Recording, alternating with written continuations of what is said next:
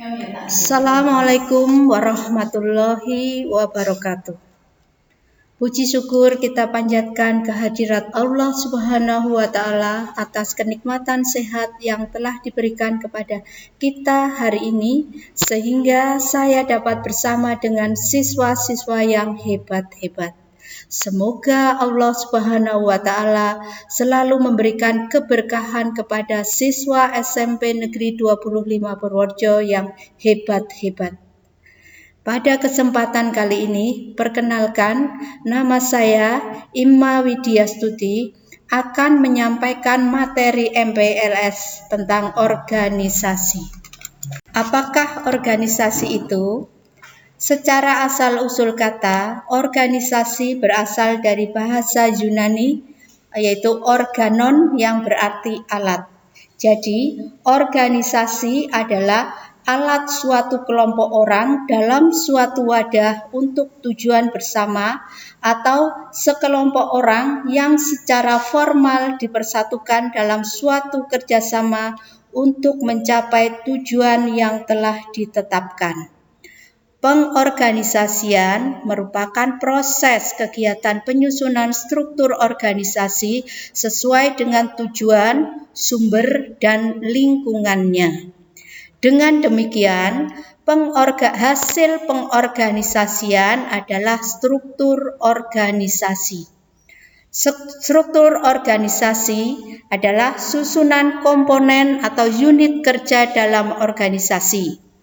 Struktur organisasi menunjukkan adanya pembagian kerja dan menunjukkan bagaimana fungsi atau kegiatan yang berbeda-beda tersebut dikoordinasikan. Selain itu, struktur organisasi juga menunjukkan spesialisasi pekerjaan, saluran perintah, dan penyampaian laporan. Macam-macam organisasi di sekolah. Yang pertama, organisasi kepengurusan sekolah. Organisasi ini yang bertugas memastikan bahwa seluruh bagian dalam sebuah sekolah dapat dengan mudah mencapai tujuan masing-masing, tunduk patuh pada peraturan dan sistem yang berlaku serta dapat menikmati semua haknya.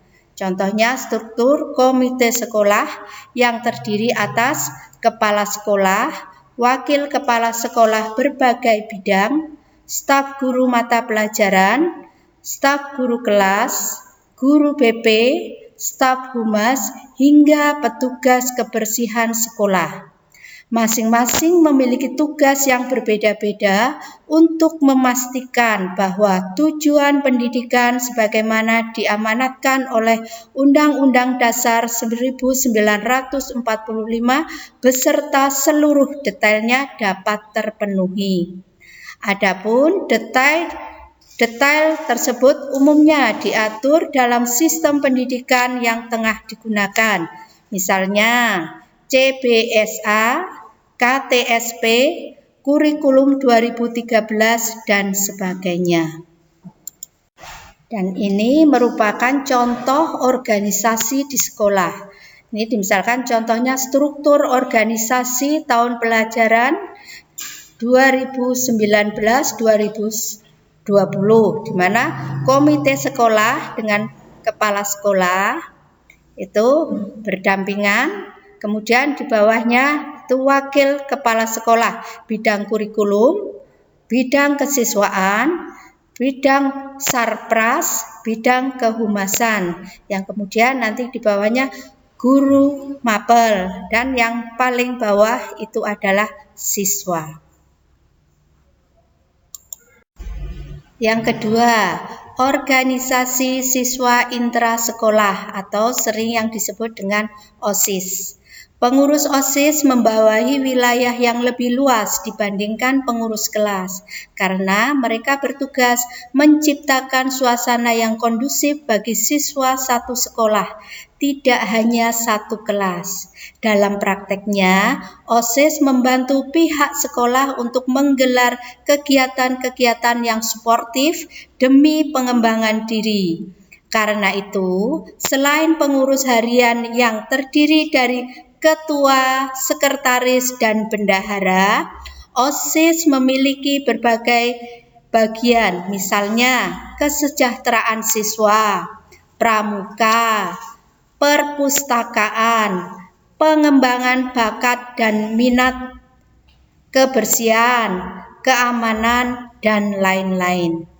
Baik pengurus harian maupun pengurus bagian memiliki program masing-masing yang harus dijalankan dalam 1 tahun kepengurusan.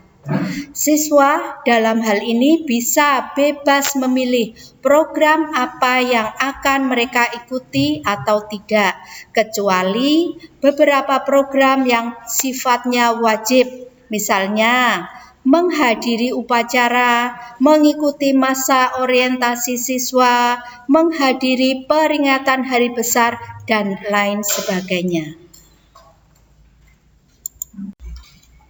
Berikut adalah contoh struktur organisasi siswa intrasekolah.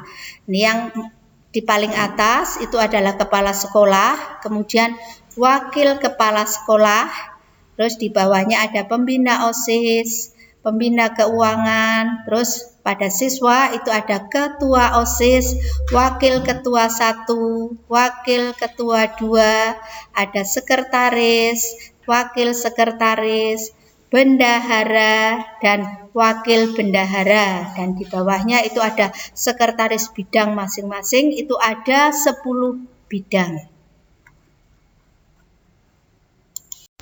Yang ketiga adalah organisasi kelas. Pengurus kelas adalah organisasi yang mengatur ketertiban siswa dalam sebuah kelas. Sebuah kelas biasanya diketuai oleh seorang ketua yang memiliki sekretaris, bendahara, dan beberapa bagian, misalnya bagian kebersihan, keamanan, informasi dan publikasi, dan lain-lain.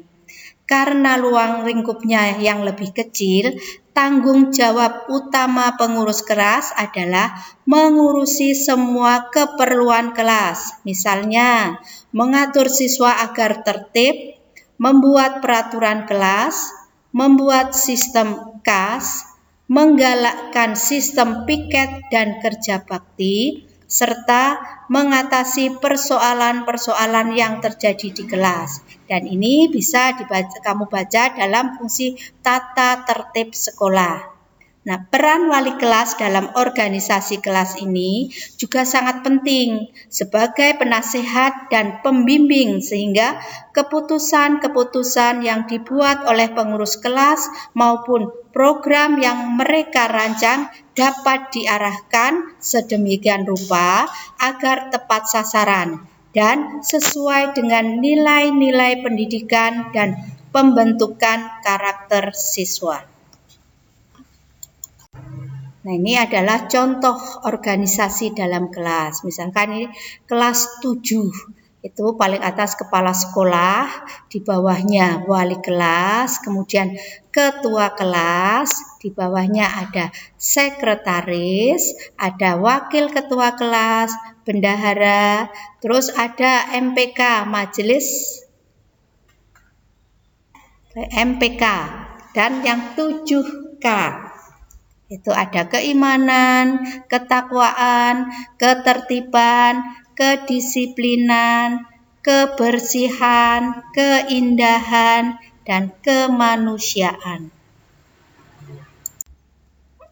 Dan yang terakhir di sini organisasi ekstrakurikuler. Di beberapa sekolah, organisasi ekstrakurikuler atau sering biasa disebut dengan eskul berada di bawah OSIS, sedangkan ada sekolah lain, organisasi ini berdiri sendiri atau bersifat otonom. Dua bentuk tersebut sama-sama memiliki kelebihan dan kekurangan masing-masing.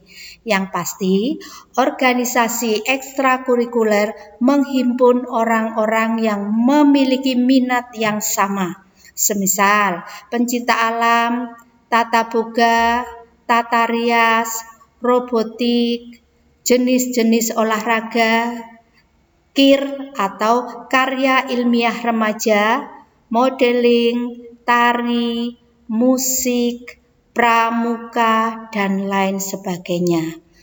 Dengan adanya kesamaan minat para anggotanya, organisasi semacam ini umumnya ditujukan agar semua anggota dapat semakin mengembangkan minat dengan tersedianya fasilitas yang mendukung serta lingkungan yang kondusif.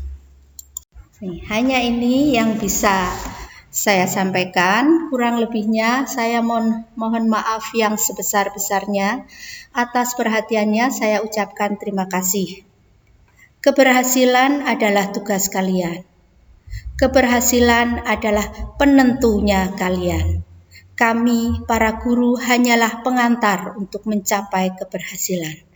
Selamat untuk kalian para siswa baru SMP Negeri 25 Purworejo, dan jadilah manusia yang bisa dibanggakan. Semangat dan semoga kesuksesan selalu menyertai kalian. Wassalamualaikum warahmatullahi wabarakatuh.